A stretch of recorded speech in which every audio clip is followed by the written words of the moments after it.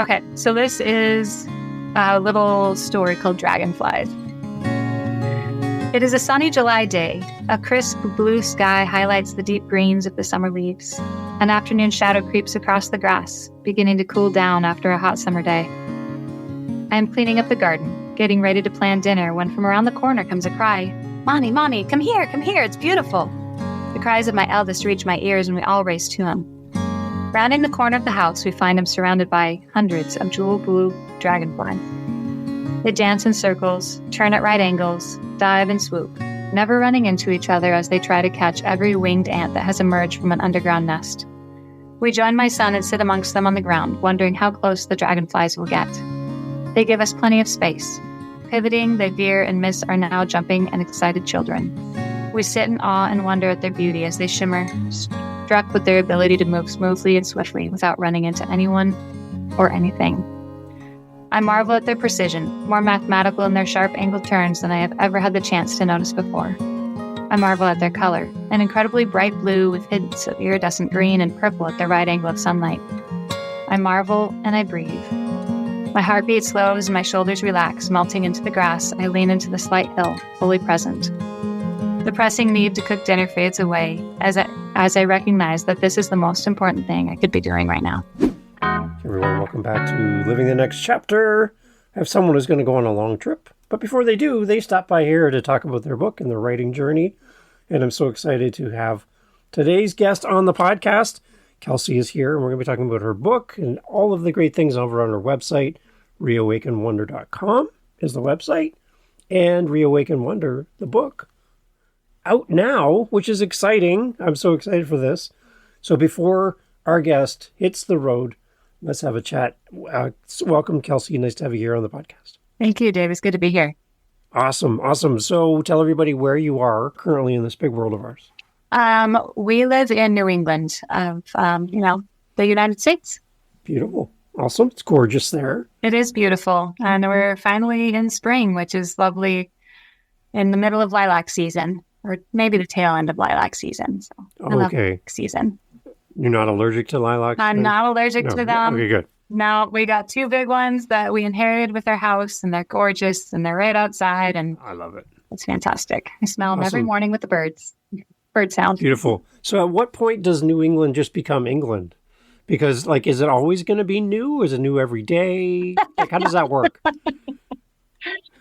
If I had named it, I'm not sure it would have been New England, Because there is another England. There is another England, right. And I think it's just as charming, if not more so, in its own way, and its own old world way. And, I love it there, too. I just don't live there. So Old England and New England. Yep. There we go. We got it all covered here on the podcast. I love it. You're an author. Yeah. Hence why we're talking today. Your new book came out in April, right? Yes. So... it could have been March. It is early March. And then the ebook came out in April. And yes, it's called Reawaken Wonder. And it has been in the works for a number of years. Awesome. So when did you start writing the book? Honestly, I started writing a different book first.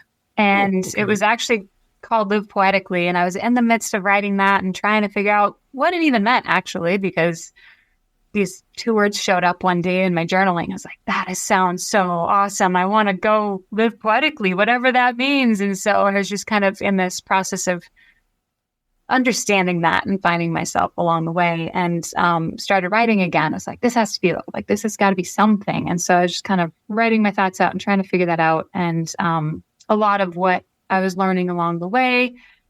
And then Wonder showed up on the page. And then it kept showing up on the page. So it took up 2 chapters, and then 3 chapters, and then 4 chapters. And finally I was like, I think it's its own book. I think it's definitely, it's an integral part of living poetically, I have found, but it is still its own book. So Reawaken Wonder kind of hatched out of writing a different book first. And here we are. It's been a couple years of focusing on Reawaken Wonder. Nice. Okay, so what is Kelsey's definition of wonder? And why is that word so important? My definition, it's funny. Wonder has such a big range because we go from awe to sarcasm, all in one word. And I avoid the sarcasm because I don't like the sarcastic, I wonder what that's, just all that stuff. I lean towards awe, and I lean towards those moments that kind of glimmer, that aren't quite at awe, but just gather your curiosity and still kind of take your breath away. And they can be small. Like, to me, awe is usually massive. It's, like the eclipse a few months ago. It's Niagara Falls. It's mountains, ocean. What was it just recently? Everybody had, but we had a cloudy sky that night. Those Northern Lights. So, that's all massive, big awes. And for me, these were so few and far between that I kind of forgot about them. It just felt like they were far away. And so for me, wonder I really try to focus in on those little moments you can find every day that are kind of amidst, like, kind of like the lilacs, like just taking that time to breathe in the scent of the lilacs. As long as you're not allergic. Yeah. As long as you're not allergic. As long as you're not allergic. And then you get a lot of wonder in a small container, and it fills up your cup, and that becomes wonderful. Exactly. And then you overflow that into whatever you're doing. And that's live poetically. Like, how can you bring that into what you're doing? Whether you're cooking or writing or creating podcasts for people, you're putting that into whatever you're doing. So. Yeah. And you stand there and see something amazing, and you're like, I wonder how they made that. Or I wonder how this came to be. Or how did this happen? Right. So you're always asking those wonder questions. You're always asking those wonder questions. It opens up possibilities. It opens up your thoughts to things. Usually when I'm in a moment of wonder, one of the things I like to do is ask myself a question. It's like, especially dealing with whatever problem I'm dealing with, be outside and it's probably 6 o'clock and I haven't even thought about what to make for my 4 kids. It's dinner time and I'm like, should have thought about it in the morning. And I'm like, okay, what's for dinner? Now that I've had this moment, what's for dinner? And usually that makes dinner time actually fun and enjoyable for all of us. Yeah. And it flips the way we all think about it and changes our perspective. So, yeah. Now I'm starting to wonder what is for my dinner tonight as we talk about that. See how it works? The word's everywhere. I like that. So, okay. So let's then, why reawaken? Are you saying that our wonder has fallen asleep? We're not using it? Like, what are you talking about there? Yeah. So I found, whenever I think of my childhood, I could think of all the times, when I lived in Utah, we'd go up in the mountains and find mountain goats. Eyes just be opening your eyes, like looking for mountain goats. Where are the mountain goats? Or the wildflower, and this or that. And then we moved to Oregon, and we were at the Oregon coast, and we didn't live there. But whenever we'd visit, just all the tide pools and all the different moments of wonder in that. And then suddenly I grew up and I'm just I had kids, and I was overwhelmed with toddlers and forgot about it. It just, it kind of felt few and far between. Like, gosh, when was the last time I remember wonder? Well, right now it's 20 years ago, not yesterday, not the day before, not a year ago, it's 20, so we kind of forget about it. We have responsibilities, we have bills to pay. We have all these things we have to do in life.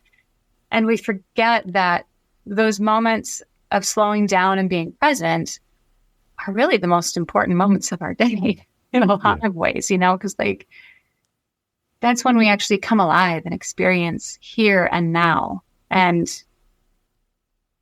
in some ways, I like to think of it as eternity. It is when you're present in the now, it's forever, because when you have some of those moments that just time stops and it just extends, and you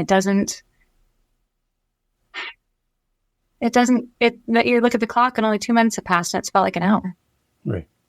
So, yeah. We have all these interactions with great people. Again, you mentioned to myself before we had recorded that you're visiting family soon. We have these interactions with people in our lives, and we never know how often we're going to see them or when we'll see them again. And right. And I just think if we can all capitalize on the wonder of connection with people and building relationships and understanding, it's not just about us. Yeah. And the busyness of what we do, but just taking time. Yeah. To soak those things in. I think we'd live differently. Right. If we did that and more aware of it. Right. Exactly. Right. And being more aware in those moments of those times that we do have with them is huge. I mean, Yeah. um, I'm thankful. My husband is incredibly, like, he's pushed this more than I even have to go see my grandparents. You know, he's like, we got to go see them. And I'm like, I know we do. But he is definitely like way more on, like, he's pushing it. He's like, we're taking this road trip. Doesn't matter. We're doing it. We have to do this. And, which I so appreciate because, you know, it could be the opposite. Where it's like, we don't have time. We don't have this. We don't have that, you know, and, half the time I'm the one coming up with excuses because it's just like, it's a lot, you know, driving a long way. But having those moments and being able to just be present with those people, you know, our friend today, our family along the way. Yeah, it would be the only time. But when we're present in that, like, those are the memories I want to remember. Like, that's what I want to remember, those moments, you know? Yeah. Good. And one thing I found when writing Reawaken Wonder, we did, like, when the whole pandemic hit and everything shut down, one of the things my husband and I did is a Wonder Challenge. So we did, our birthdays are 6 weeks apart, and his birthday was like the day everything shut down. Oh, good. And so it was like, well, why don't we, and by that time we'd been looking for Wonder for a few years. And we went ahead and, you know, he's like, why don't we put on a Wonder Challenge? We'll invite friends and family into it. Let's look for something hopeful during this time when everything is shutting down, where fear is coming in on everything. People can't leave their homes. People, you know, every place, every person, every country is dealing with a different issue. Plenty of people lost friends and family. What are we going to, how can we bring hope in this time, or like change our perspective? So it's not just the fear. And so we did a Wonder Challenge, a 6-week Wonder Challenge between his birthday and mine, put together a Facebook group with friends, and just added a post every single day. Here's what I saw today. Here's a poem I wrote today about something I experienced today. And those 6 weeks of those initial 6 weeks of the pandemic were not fear-filled for us. It was like, I understood it was happening, but I didn't have to be overwhelmed by it all. You know, and not only that, but we had 80 people with us, joining us in community, looking for the good at that moment, looking for wonder that still existed in the midst of, you know, the unknown. And that was, and it brought us together. I mean, I had friends that I got to, that came and were part of it from back in high school and stuff that I hadn't talked to in a long time, but I knew we had this little connection of we both saw wonder, and I knew that about them. And so it was really fun to reconnect with them and to meet through Facebook friends of my husband's who had that same like inkling of, oh, there's this, and we could kind of connect, and it did bring us together, and it kind of built everybody up. And it, you know, one guy was sharing his photography, which is absolutely gorgeous. I mean, he's like selling his photography now on the side. And so, you know, it was really interesting to, it brings community together if you have a place to share it with, you know, and people to share it with. So when you think about Reawaken Wonder, what, who are you thinking would be the ideal person that we could gift this book to, or who is it written to that's listening? That's like, I don't know about this book. I'm curious. Like, who do you have in mind as a reader for this book? As a reader, I was always thinking, I had two friends that would go through my mind when I was reading, and they were people who, when I knew them in high school and in my 20s, they were people who saw wonder, who understood it, like where we could both gasp at the same thing, you know, and be like, oh, let's look at that. We see that. But also had hard life come in and get in the way. And I did not want to see that lost. I don't want to see it killed in my reader. I do not want to see my reader lose their wonder. I do not want to see so many people bowing down to the fear, bowing down to the frustration, bowing down to overwhelm, bowing down to all this stuff. Like, I went through it myself where, you know, I have postpartum depression and the overwhelm of kids and all that, of toddlers, and 4 in a row. And I remember losing it. I don't want to see, I want to show people, I want my reader to know that they can get out of that. Like there is a way back to finding themselves and finding that wonder again. Because I think wonder sits so closely with who we are, because it's what brings us alive. We feel so alive when we see a wonder and we're experiencing it. So, Interesting. I don't know if that answered your question. No, it's good. What I picture in all this, I picture a treadmill being stationary. You're getting exercise. You're going nowhere. And that's kind of life, Right. day to day, everything we do. But when you go for a walk in the forest, Yes. you're still walking. You're still walking. But you're actually going somewhere. You're seeing and experiencing things. Right. That feels more wonderful Yes. than a treadmill in the basement. Right. Looking at the wall. Right. Right. Or the just hang in there cat hanging from the tree. Right. That's not as inspiring as actually walking through the forest, hearing the birds and the crunching of the leaves under your feet. That's what I think we need more of, that wonder part, right? Right, exactly. It's stopping to feel the moss and like how, life-giving and wet it is, and I was touched and it's just like, oh my goodness. It's just so much, just so much. Yeah. Yeah, I love that. So I think that we all need that more. Exactly. I mean, in the end, everyone needs more wonder in their lives. But I was very specifically thinking of people who I'm like, I know you knew it, and I know maybe you don't have words for it, but you miss it. There's something that you lost because you had it as a kid and you don't know what to call it, but you miss it. And it's that thing that brought you alive, but you're not sure what to call it. And it's wonder. And that's who I wrote the book for. How does it feel to be a published author? What does that feel like? It's a little surreal. I sometimes, I have 2 copies on my desk that are, because I had to switch some things on my cover that have the line through it that said not for resale. And then whenever I find a copy that doesn't have the line through it like this, like the one right next to me right now, it's like, oh, that's the book I wrote. Like it's actually published. It's in, it's in my hands. And I grew up as a reader. I love reading. So having a book in hand, it's just like, I love it. Like the smell of pages. And it's just really weird to see my name on it. Right. Okay. Now I'm going to put you totally on the spot. You showed me the book. So would you just kind of thumb through a little bit somewhere? Can you read us like a paragraph or two, just so we can hear a little bit from the book in the author's words? In the That's author's like the best words. voice, right? It's just something amazing. So whatever stands out to you in the moment, I'm totally putting you on the spot. You are totally putting me on the spot. Oh my goodness. Okay, so this is a little story called Dragonflies.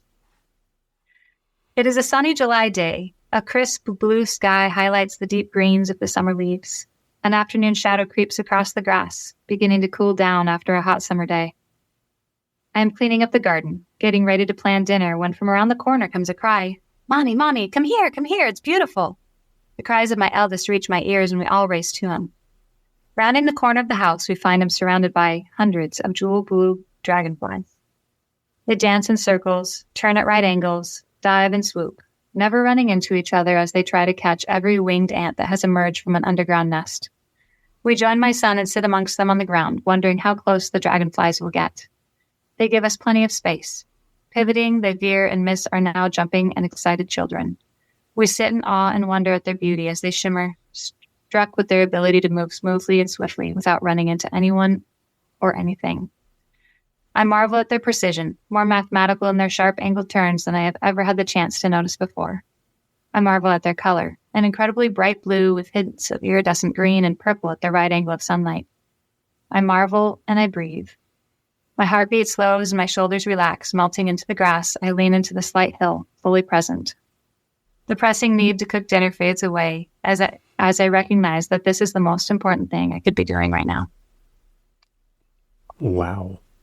Okay, so that's a good storyteller right there. I feel like I'm sitting on the ground with your family, watching these amazing creatures fly around. Mm-hmm. So I love that. Thank you for sharing that. I always love hearing a little bit from a book. And that gives people enough to go, wait a minute.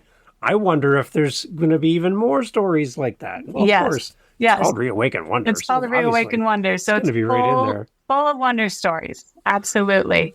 There was a moment in time where you were inspired, and you shared this with me in our pre-interview chat. Yes. Where there was something to do with maple and Yeah. sitting on the porch. I Yes. wrote it down because it really stuck out to me. But can we relive that whole conversation, please? Because Absolutely. I want to inspire somebody today. Yes. So as I said, I was first writing with poetically. And when those two words kind of came up in my journal, I started noticing things. And I was like, oh, it's beauty I'm looking for. Like there's beauty everywhere. And I just need more of that because it inspires me and it gets me happy. And that's what I need to get through my day. So I started looking for beauty. But at the time I was 8 months pregnant and in a really good spot. And then I had my third child and I fell into postpartum depression and was not in so good of a spot.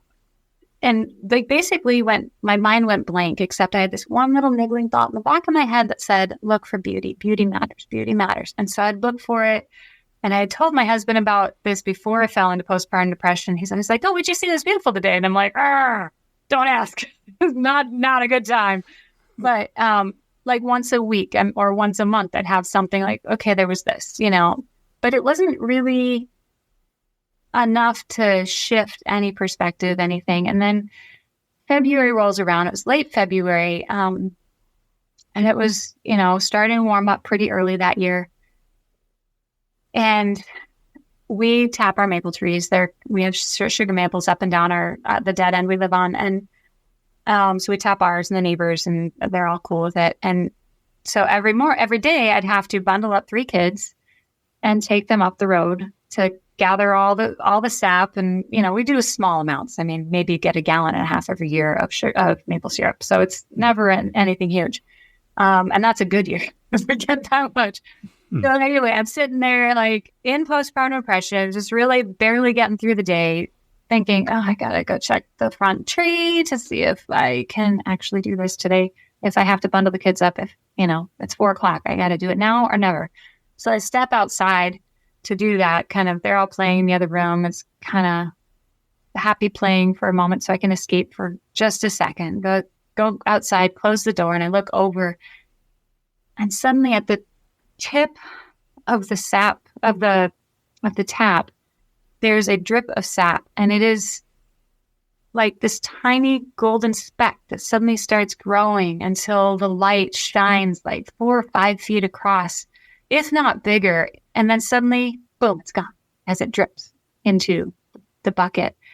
And then a new drip starts to form, and the glow grows and shines really bright, and boom, it's gone as it drips. And I sat outside on my front porch swing watching this and breathing in just the crisp, cold air, probably for what felt like half an hour. It could have been 5 minutes. I really have no idea. I just felt the melting of all the stress, all the darkness, everything from the top of my head, down my shoulders, all the way down to my feet. And suddenly I could see hope again, like for the first time in a really long time. And I realized in that moment that it was not beauty I was searching for. It was wonder that I was searching for. And that shift, I remember coming in from that. I think I cleaned the living room. I made dinner. I got the kids bundled up and was able to go collect the sap. And it was the most energy I'd had in a long, long time. And that's when I realized, it's not beauty. It's wonder. I am searching for wonder. That's what I've been missing. Wow. Okay, so my follow-up question to that kind of goes along with the way you just shared. There's people listening, and they are in that dark spot right now. They don't see the answer. They've lost their wonder. So how do we, quote, tap into right. Tap into this. How do we do that? Kelsey, what do we do? What I found was the biggest for me, and if I'm speaking directly to the listener, is to decide it's important. Like when I said, this is important, and I made that decision that wonder mattered, I was able to see it. It still took a long time. I mean, I will not say that I started seeing wonder every single day and it was great and blah, blah, blah, blah. No, it took time. But I started shifting what I was looking for because I decided that was important enough to take back into my life. And And I think it slowly shifted out some of the darkness and some of the other things. Like, I didn't decide against something, but I decided for wonder.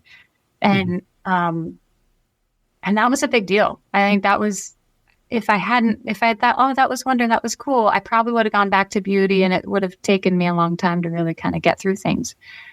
But when I really focused in and said, this is wonder, wonder matters. I am saying right now, wonder matters. I started saying it. And it might have been 6 weeks to the next time. But after that, it was 4 weeks to the next time. And then after that, it was 3 weeks to the next time.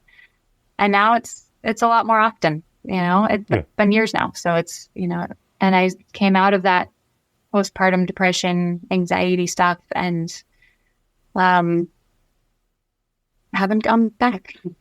Right. Had another child since then and didn't fall into it. So there's a new awareness, right? There's a new now awareness. You're looking for it. I know I'm looking for it. And I know that to be able to look for it, I have to be open to it, So I have to seek it out. So if I, my first step is definitely deciding something that's important. And then the second would be to seek it out. Like, seek it, look, just not in a way. Wonder is something you have to hold gently. You cannot be grasping at it. You cannot try to hold it tight, because the moment you try to hold it tight, you kill it. So it has to be kind of like the dragonflies. We weren't trying to catch them. We were watching them and letting them live and letting them go as they came and as they went, and just appreciating the moment we had with them. And there's like the difference between expectancy, which is not expectation of something to happen a certain way, but the willingness to hope and be aware that something could happen. Like, there's a difference in mindset there.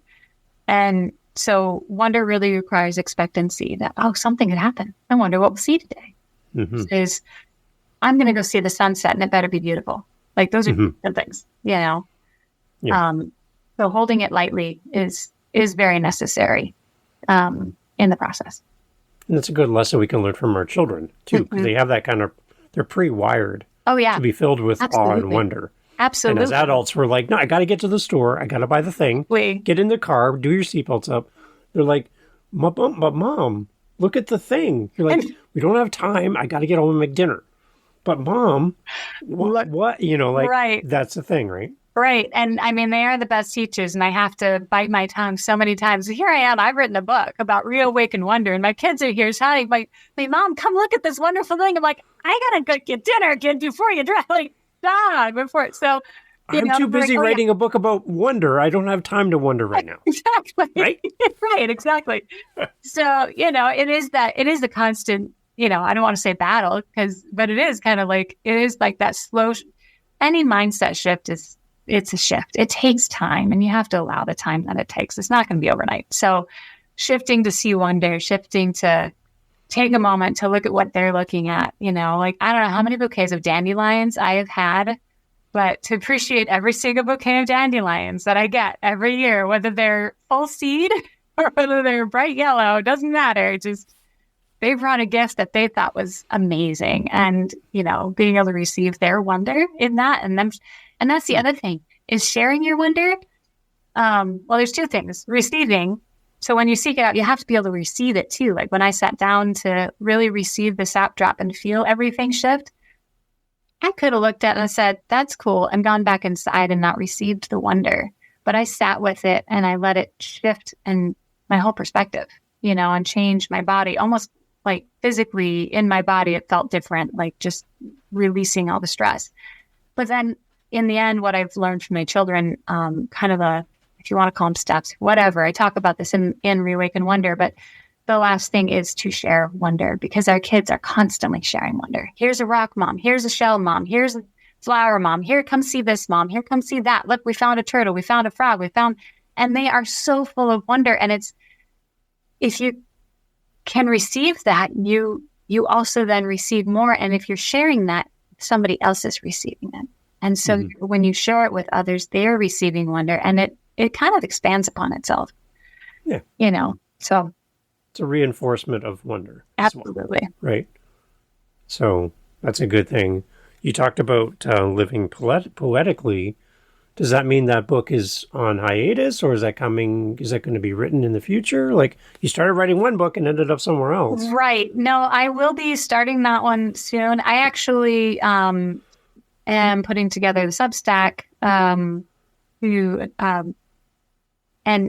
I'm calling it Live Poetically. I'm just going to put my thoughts there for now, and eventually that will be a book. And I might change the name of the Substack, but for now it's, Live Poetically, like Kelsey Ellis. But because I need those thoughts to come out, and I need to work them with people. I can't keep doing that on my own, because I feel like Live Poetically can be taken so many ways, and I've experienced it so many ways, from being very intentional to also with wonder, letting wonder come and actually shift perspective and all that. So there's just a lot in there that needs more work and more living out before it becomes a book. So, and that's what I found with the book is I needed to live it more, and I have lived it more. But I'm not quite ready to start another book yet. I need to write again, but I'm not ready to start a book. Good. Okay, good. It will probably be in the next month or two, though. So it's just that I start writing it again and really hone it into what I want it to be. Awesome. Well, keep me in mind as new projects come up. I'd love to have you come back and talk about those as well, right? Mm-hmm. It's great for the audience to reconnect with guests and follow your journey as an author. Because the authors I talk to, one book tends to lead to 10. Yeah. By the time they're done, they just keep writing and writing and writing. Right. Because something just gets uncorked. Right. There's just this flow starts to happen as an author. And I always love having people come back. So that's why I'm selfishly asking, because I'd love to have you back in the future. Yeah, I definitely would love to be back. I've always wanted to be a writer since I was like 9 or 10 or earlier. I'm not really sure when that desire or dream started. I just know I was young. And so I've been writing stories on and off ever since then. And I always thought I'd write fiction, not fiction. Really? And this happened to be my first book, but I have probably 3 or 4 like historical fictions in my head that I want to play with. So, as well as Live Poetically. So it's kind of in and out. Nice. So, what has been some of the response for Reawaken Wonder that you've heard so far from readers? There has been a lot of good response. I love it when people come, whether they write me or when I see them in person, they're like, oh my gosh, I got to, I saw this wonder today, or this reminded me of this time in the past when I had experienced this wonder that I had forgotten about. My grandma called me the moment she finished the book, and she's 98.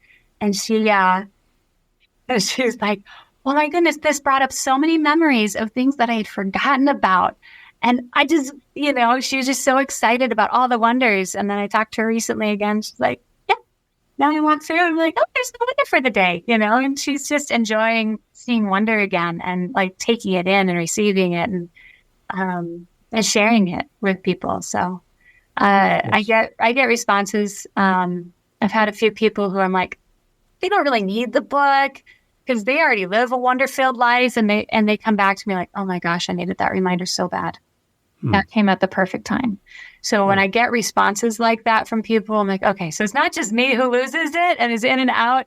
This is actually all of us. We kind of come in and out of wonder. And there's so much more even now now I'm done with the book and I'm reading other books that have come out kind of at the same time about wonder, or even some past ones, just how much it's such a broad topic. It's been subject. I mean, I could go on for ages because, it's amazing. And like all the things that are invented because of a wonder, right. Like all inventions start with somebody being full of wonder and curiosity over something, think of like all of science started because somebody was curious about figuring out what is this? And they were full of wonder because they got to see something, and then that led them into like diving in. So I like that. Yeah. Awesome. So the website again, reawakenwonder.com is the website. What are we going to find when we get there? Honestly, that is pretty basic information there. It's probably better to actually find me at my Substack, which is kelseykellis.substack.com, I believe. And then I'm on Facebook and Instagram, Kelsey K. Ellis, author. Awesome. We'll have links to all that in the show notes as always. As we kind of close off, Kelsey, I know you got a long trip ahead of you in the next few days, and we're wishing you a safe trip as well with your family as you do that long hike. But what are you, apart from the book and your author journey, what else are you curious about right now? What are you full of wonder about? What's caught your attention? It's funny because it actually has been diving into the neuroscience of wonder and like some of the other psychology and like learning. As I said, there's a few other books out there that came out while I was writing, and I was not in the headspace to be able to read them and write. I couldn't do that. It just would have ruined me for writing the book. Yeah. And I think next time I'd probably be able to do that more beforehand. But they also came out after I'd written most of the books, so I couldn't have really relied on them as anyway just to see what else was there. But there's kind of the science of awe, and the other book is The Power of Wonder, and just she goes into a lot of. I haven't been able to I've read a few pages, and I don't get much time to read because I'm writing and I'm raising 4 children and homeschooling and all that kind of stuff. So, but just to be able to dive into that more is actually fascinating, because I've experienced it. But then when I read the other books, it's like, oh, you have words for it that I didn't have, and that's really fascinating just to see what other words out there for this. I know my experiences, and I'm sharing my experiences because I know that other people have their experiences, and they may or may not know where to place them in the world because there aren't words for it all the time. And, this puts some words out there. So, that and wood turning. Good. Yeah. There you go. Yeah. So that's amazing. Yeah, that's I've been wanting to do it for about 15 years since I met my husband, and he's a woodworker, and so we just got the lathe set up 2 weeks ago, and I've been playing with these little bases, and I have a bowl I'm working on, and just and all this firewood that I've saved for years that is full of character and wonder, and I'm just like, I want to use it for something, and I need it, and so go get me. I want this. I'm going to use this, piece of cherry or apple from we took down last year. This tigered maple that we split instead of milled, and that I wish we had milled, but we didn't. I love the creativity. It's amazing. Kelsey, this is really great. Again, thank you so much for being part of the podcast, and thank you for writing this book and helping us all kind of pause a little bit, sit on the porch, take in the moment. I love how that reframed your world and kind of gave you a new outlook. Mm-hmm. It was a perfect timing too for that moment to happen. Yeah. And I think if we can be more aware of that and make some time in our day for those moments to be available to us. Right. I think we'll get a different perspective. And I think reduce some of the busyness, reduce some of the next thing we have to work on. Yeah. Find those little moments. Absolutely. Again, we might not be having this conversation to this degree, maybe, had you not had that moment on the porch. Right. Absolutely. So. And the thing is, we have tried to recreate that moment for 6 or 7 years. What was that? So 6 years now. Wow. We've tried to recreate that moment and have not been able to. I've come close, but it only, the glow grows about 2 inches. And that glow, in my memory of how much it affected me, was a good 4 feet across. I mean, it was just this big spray of light, and how it affected me in that moment and everything together. It really was only that moment that it could have possibly happened. I know what time of day to look. I know what time of year to look, and it does not happen the same way. And so I find that fascinating, that really it was one moment in my entire life that I'll get that. And how many of those moments do we miss when we're busy? Right. And I don't want to miss those moments anymore. It's a great lesson, a really great lesson. I love it. Yeah. It's great. Okay, everyone, all the information is in the show notes as always. Go grab a copy of Kelsey's book when you buy the book. Please leave an amazing review where you purchase the book. Tell everybody why you love the book. Not just great author, great book. That's kind. But let's actually tell them why we love the book and why we're connecting with it, why we're resonating with us. That really helps other readers to find their next great book. And Reawaken Wonder is the next great book you need on your shelf and in your life. So, Kelsey, again, thank you so much for being part of the podcast. Thank you so much, Dave. I really appreciate it.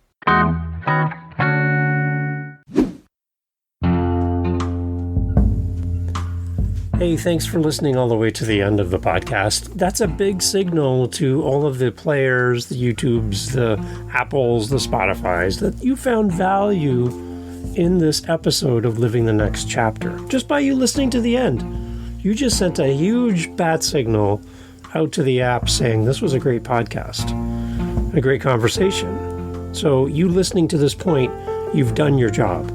I have one more ask of you. If you know anyone that would benefit from this conversation, would you share this episode with them? Would you just send them a message, send them the episode, tell them about this episode, tell them to livinginthenextchapter.com to get all the information about the podcast. Can you do that for me? Because the more people that hear this message, this episode, the better. I want to support these amazing authors, and I know you do as well.